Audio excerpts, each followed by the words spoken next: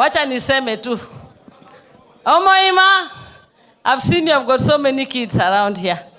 Omoima, wako na wamama pia. Lakini, mwenye ulianza nayo life, when I was a young girl in Asumbi, and you were in Kisii Boys, those days was yours truly, Ruth Odinga.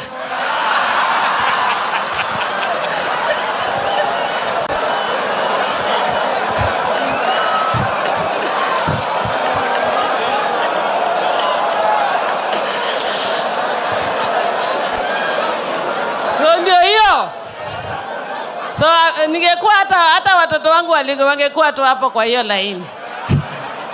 It's just that I was still a young girl in Asumbi Girls. So that's why I'm here to come and personally mourn with him. I know Mama Onyonka and the whole family. We've also been friends because the kind of families we come from, we are always good friends.